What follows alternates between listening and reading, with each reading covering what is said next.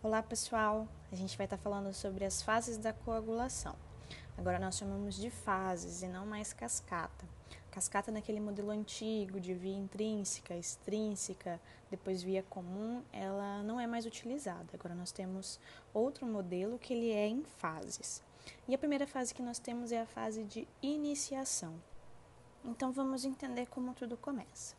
Primeiro tenho o meu tecido sadio, os tecidos sanguíneos, os tecidos epiteliais, está todo mundo trabalhando no seu estado de homeostasia normal, até que a gente tem algum corte, alguma alteração nessas células, fazendo com que haja o rompimento do vaso sanguíneo. Esse vaso sanguíneo rompido vai entrar em contato com alguns fatores que vão vir da área externa, ou seja, das células externas ao vaso. O primeiro fator que é, então, liberado é o fator tecidual. Ele recebe esse nome porque ele vem dos tecidos fora do vaso sanguíneo. Então, o fator tecidual ele entra na corrente sanguínea e a partir daí a gente tem a ativação e a iniciação da primeira fase. Então, o fator tecidual, quando ele entra na corrente sanguínea, a primeira pessoa que ele ativa é o fator 7.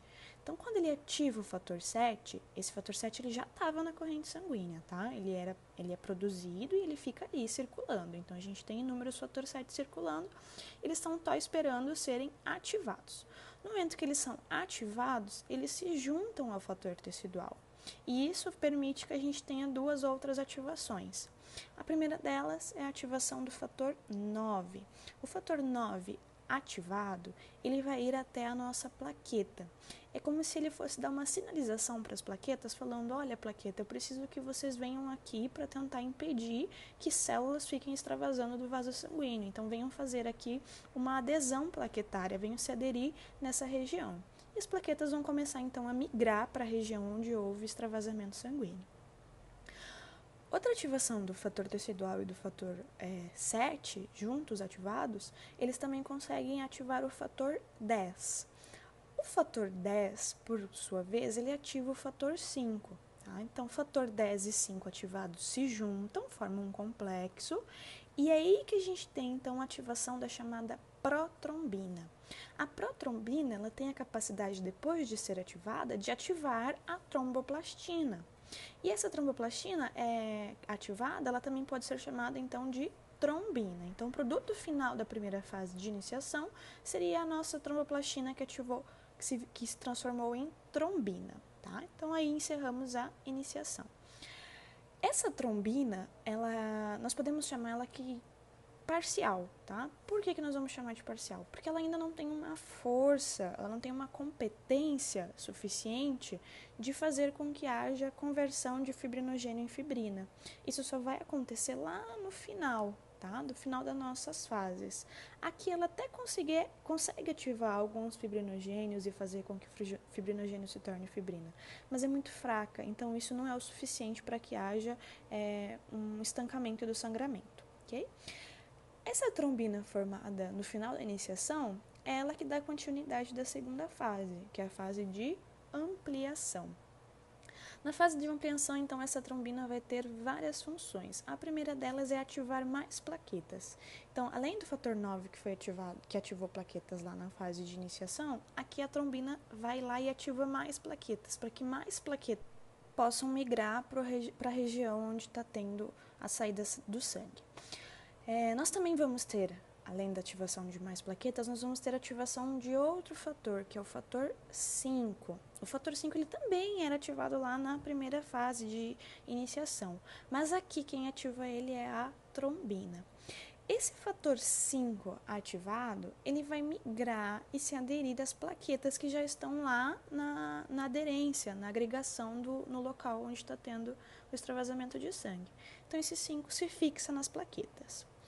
Nós também vamos ter, pela trombina, a ativação do fator 11, que por sua vez tem a função de ativar o fator 9. Tá?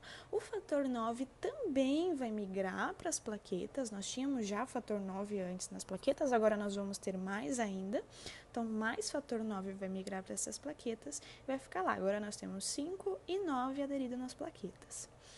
Outra função da trombina é ativar também o chamado fator de von Willebrand. Esse fator de von Willebrand, ele é produzido pelas células epiteliais e ele é liberado na nossa corrente sanguínea, juntamente com o fator 8. Então, uma das funções do fator de von Willebrand é esse carregamento do fator 8. O fator 8, juntamente com o fator de von Willebrand, a partir do momento que o fator de von Willebrand é ativado, eles se separam. Assim, o fator 8 também vai se ligar na superfície das plaquetas. O fator de von Willebrand, uma das funções dele é ajudar na aderência entre plaquetas e as plaquetas com o epitélio.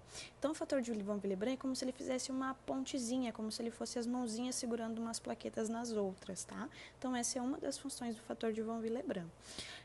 Então, nós vamos ter de produto final aí, nós vamos ter fator 8, fator 9 e fator 5 ligados na superfície das nossas plaquetas. Esse fator de von Willebrand, então, vai ajudar que novas plaquetas cheguem e novos fatores vão se ligar nessas plaquetas. Novos fator 8, 9 e 5 vão se ligar em outras plaquetas e assim fica sucessivamente, tá? No momento em que nós temos o fator 8 ativado, o fator 9 ativado, fixados nessas plaquetas, eles juntos, 8 e 9, eles formam o que nós chamamos de complexo tenase. O complexo tenase nada mais é do que a conversão do 8 e do 9 que se juntaram em um fator 10. Lá na fase de iniciação, fator 5 com fator 10, eles tinham a função de ativar quem? A protrombina. Aqui vai ser a mesma coisa, daí nós vamos lá para a fase de propagação. A fase de propagação é nada mais do que isso. O fator 10 e o fator 5 se juntam, ativam protrombina, só que agora qual que é a diferença? Esse fator 10 e esse fator 5, eles estão grudadinhos na nossa plaqueta, eles estão aderidos nela. E isso faz toda a diferença, faz com que essa protrombina seja mais forte, ativando uma tromboplastina muito mais forte, que vai se converter em trombina, e essa trombina sim vai ter a capacidade de ativar o fibrinogênio e transformar esse fibrinogênio em fibrina. O que é a importância da fibrina? A fibrina é a rede que vai dar a sustentação para esse nosso coágulo. É ele que vai criar como se fosse uma proteção, uma casinha para onde vai ficar todas as hemácias e as plaquetas aderidas. A partir do momento que eu tenho fibrina produzida, nós temos a ativação do último fator, que é o fator 13. A função do fator 13 é, então, estabilizar esse coágulo.